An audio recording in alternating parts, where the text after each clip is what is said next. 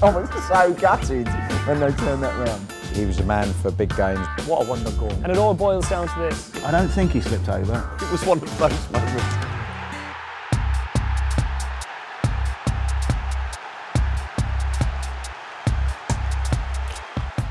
2004, Mourinho, Porto, this is when everybody saw him for the first time. After his team sweep aside Monaco 3-0 in the final, instead of celebrating with his players, he takes off his medal, throws it into the crowd and moves away into the shadows, later to emerge at Chelsea.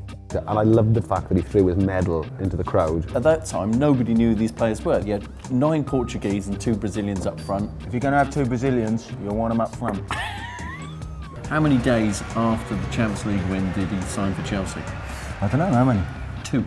There you go. It's almost like he planned it beforehand. Well, yeah, what a surprise that would be. I wonder if he's ever going to move again. No.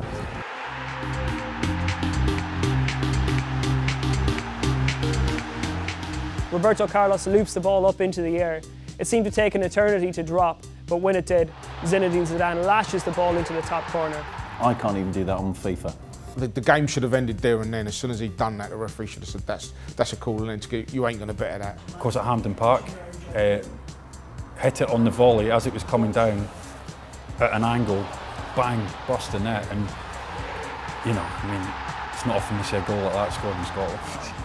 People in Scotland still talk about it. You know, it was a fantastic night. It was a full house, but the quality and just the nerve to take on such a hard technical ball at, you know, at that height. Brilliance. When that hit the back of the net, you can imagine every Scotsman's never ever seen anything like that before. No, they've seen it once. Oh, what, when Gazza scored? When Gazza scored. Get in.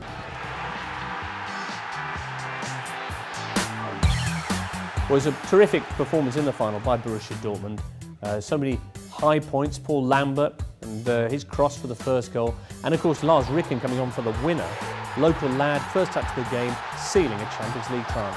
It was a kind of powerful lob that, if I remember rightly, looked like it was going into Rose Ed and then dipped. What a story. He'll get the keys to the city and the keys to every chastity belt in Dortmund for the next 50, 60 years after that. What people don't know is his second touch was appalling. This is a moment that shows the class, humility and the kinship within the Barcelona ranks. They've already beat Manchester United 3-1 on the night when they allow Eric Abidal off the bench to take the armband in order to lift the European Cup after suffering serious illness all year. I bet John Terry was trying to lift it, but just couldn't make it in To get his time. Barcelona kit on.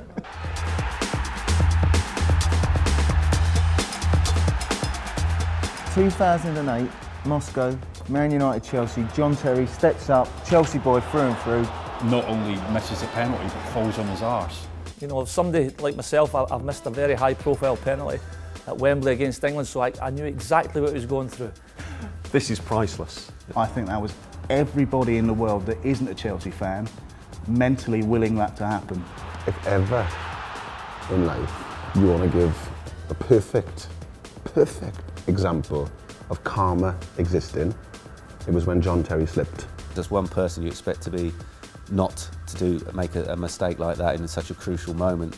Shootouts are a completely unique scenario really, and completely different to your normal game. You can say what you like about John Terry, you know, he's an alleged racist adulterer, but what really gets my goat, he wears his socks above his knee. Yeah, you can't go out on a pitch dressed like a Japanese schoolgirl.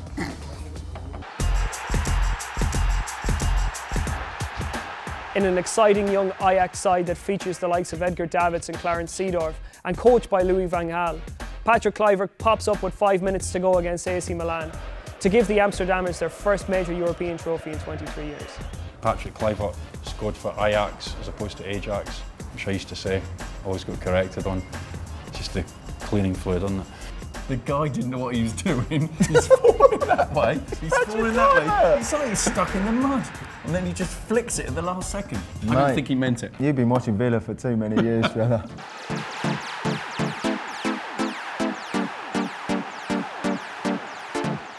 In 2012, Didier Drogba steps up, last kick of his Chelsea career. Yeah, but the best thing about that, Chelsea doing it in Bayern Munich's own backyard. To see Germans crying is one of life's great pleasures, isn't it?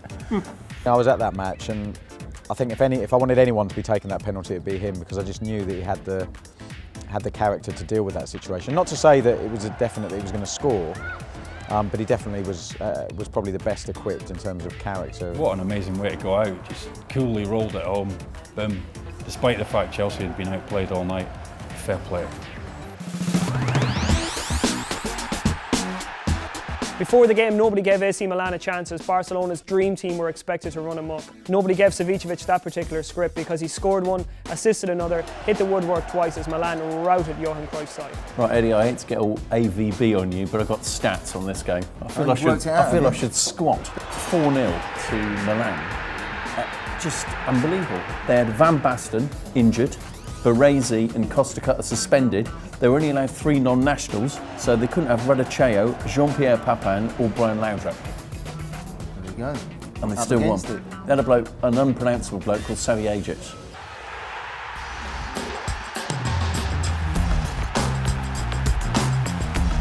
Bayern Munich hammered United that game. Yeah. All game. If the crossbar, the post. Bayern Munich were winners of the Champions League that year, but it's never over until it's over.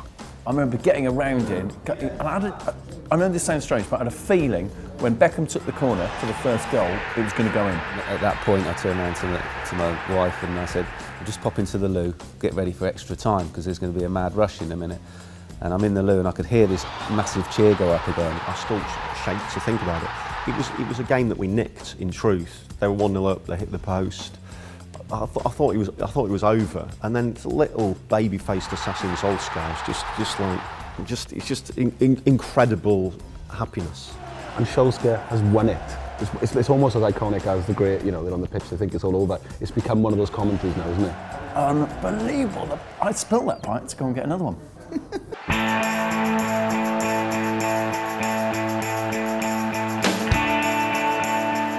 Liverpool Milan, probably in my eyes the best final ever. Now, a mate of mine went to that game and he said, this is a true story, a guy in front of him left half-time, right?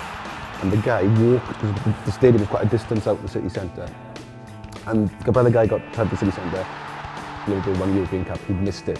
I wonder what the half-time team talk was from Benitez. Was it a team talk, or did he just kick people in the face? Stevie G scores with a header. My abiding memories when Stevie G runs away and does this, like some sort of Mancunian raver. Having worked beside Steven Gerrard, if there's anybody capable of dragging teammates and his beloved Liverpool, you know, to a great result, it was him. And it was an amazing second half. But what often gets overlooked, we said Jerzy Dudek's double save in extra time, which I believe if that had gone in, then that was it. I don't think there was any way back. Penalties, Dudek. He was modelling himself on Bruce Grobbelaar, didn't he? Yeah, wobbly legs. Yeah, exactly. Bruce Grobbelaar could influence a match, couldn't he? Yeah, so I've heard.